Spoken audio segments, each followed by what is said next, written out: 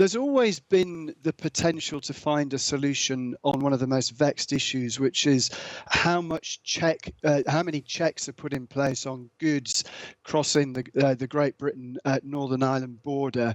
And one of the things we've been hearing this week is that the EU is now getting access to real-time data from the UK systems, which should give them the assurance they need to reduce the number of physical checks. So there is a landing zone on that issue, which is one of the most important, with goodwill from both sides. Mood music over Brexit and the trading arrangements involving across the Irish border sounded a little bit better by the end of this week, with the Irish Premier, Micheál Martin, saying that relations between the UK and the EU have improved very significantly under Rishi Sunak's short tenure. Well, let's talk about that and the impact of Brexit so far, and the work still to be done, with Philip Rycroft, Permanent Secretary at the Department for Exiting the EU until March 2019. Thank you very much indeed for joining us. Good morning. Good morning. This has been a vexed question for a very long time. As someone watching it closely, do you think we are moving towards an acceptable solution? It does sound encouraging. As you say, the Sunak government's putting the effort in here. Chris Heaton-Harris is the new Secretary of State for Northern Ireland. James Cleverly at the Foreign Office seem to be putting in the hard yards to create a negotiating platform which will take this debate forward. There's always been the potential to find a solution on one of the most vexed issues, which is how many checks are put in place on goods crossing the Great Britain Northern Ireland border.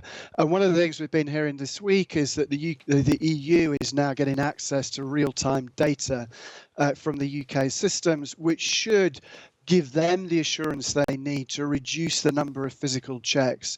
So there is a landing zone on that issue, which is one of the most important, with goodwill from both sides. But let's not forget there are some still points of principle, particularly around the role of the European Court of Justice, which look very hard to resolve.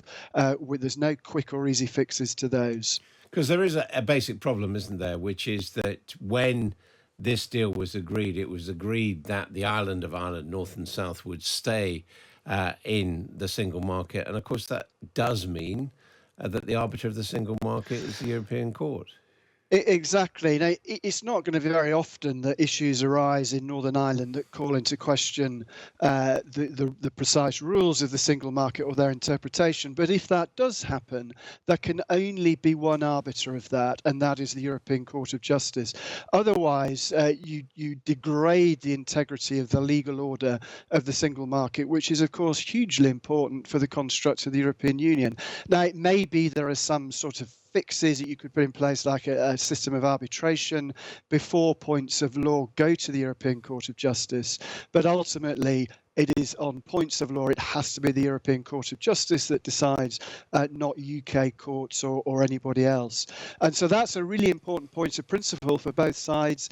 And they've got to find a way forward on that to get a resolution around the wider Northern Ireland Protocol issues. I mean, have you been surprised that this blew up? Basically, given that Lord Frost now negotiated it, and that Boris Johnson said it was a good deal because clearly it was an awkward area, and yet now it seems to have become an article of faith, not just for some Conservatives, but also for the Democratic Unionists. I mean, it's extraordinary when you think about it. I mean, both of them seem to be now saying, well, actually, we negotiated with our fingers crossed behind our backs. We didn't negotiate in good faith because, David Frost's story, we were under duress, and so we couldn't have a sort of a clean negotiation on this. I mean, this is a sort of rewriting of history in a way that doesn't put the UK in a very good light. This is a serious international commitment that we signed up to, and it is one that most folk would have expected the UK to abide by and to not quibble about. Now, clearly, it has caused issues in Northern Ireland, in the politics and so on, and Northern Ireland itself will take time to adjust to the arrangement, though there are big advantages to Northern Ireland businesses with still being in the single market. But all of that was predictable and predicted when this was negotiated. In practical terms, obviously it's a big issue for the Democratic Unionists, but in practical terms, how much problem is this special status creating for people in Northern Ireland? Well, there's been some. There have been some issues. There were issues about medicines, which the EU has been very keen to correct. There's issues about steel tariffs at the moment. There's been issues about the import of seed potatoes and agricultural produce onto the island of Ireland. But the bigger picture is the opportunity that's still been in the single market provides for Northern Ireland businesses, because they can trade without let or hindrance with the rest of the EU in a way which is not available to businesses in Great Britain. So there are signs that the Northern Ireland businesses are taking advantage of that, and that will be to the long-term advantage of Northern Ireland. But isn't the political problem that you can say that being in the single market is good for Northern Irish businesses, but the government which got Brexit done can't say that? Well, don't forget that Michael Gove, when he was responsible for all of this, said Northern Ireland had the best of both worlds, which was sort of a bit of an admission that being in the single market is quite a good thing. So members of this government have been capable of seeing that.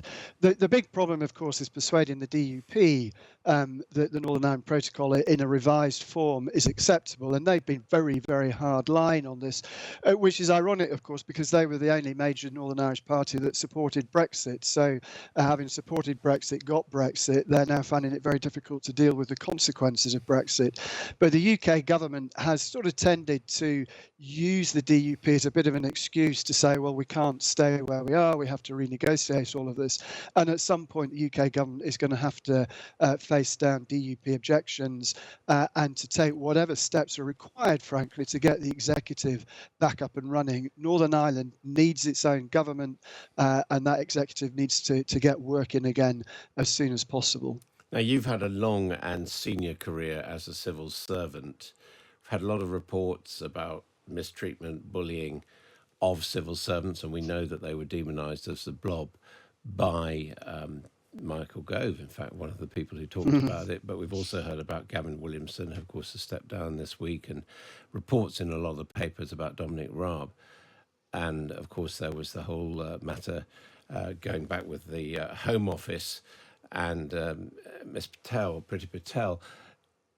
Is there something special about this government that they've just come in and abused the people working for them? I hope not. I really do hope not. And, I work with some of those who are in government now in different guises. And, my experience of working with ministers, not universally, but in general, was that they are hardworking, committed, dedicated folk who want good relations with their civil servants.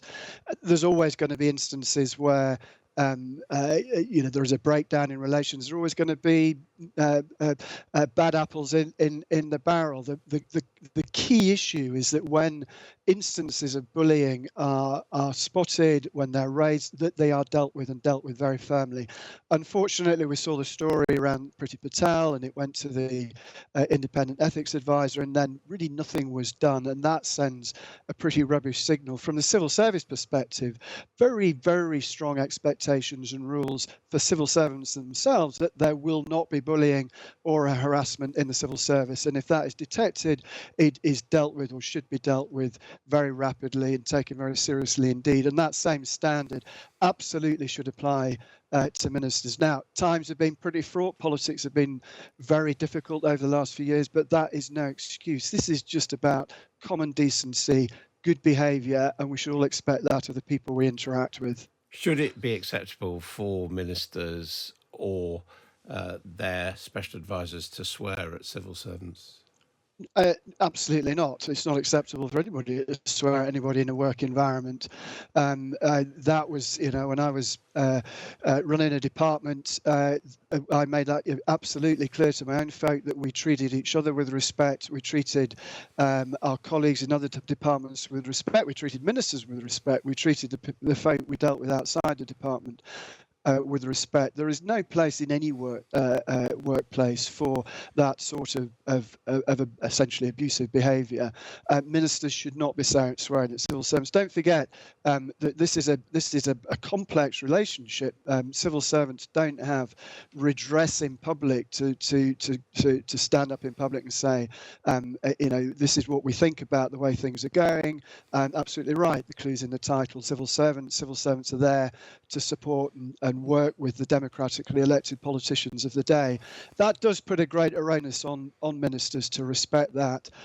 There is only one civil service in this country. There isn't another one waiting around the corner. If they degrade that capability, they degrade the capability of government generally.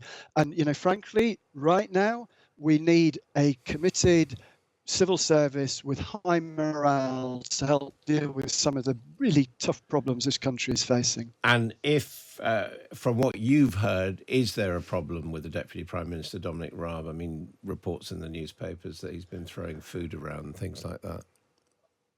Well, I wouldn't comment on an individual. There is one of the sort of golden rules of being a civil servant is that the relationship you have, particularly at the senior level, it has to be one of trust, and that trust has to be respected once one is out of office. That should work both ways. And again, the majority of ex-ministers respect that, and in their memoirs and what they say publicly is very respectful of their relationship with civil servants. So I'll hold my side of that bargain. I'm not going to comment on individuals.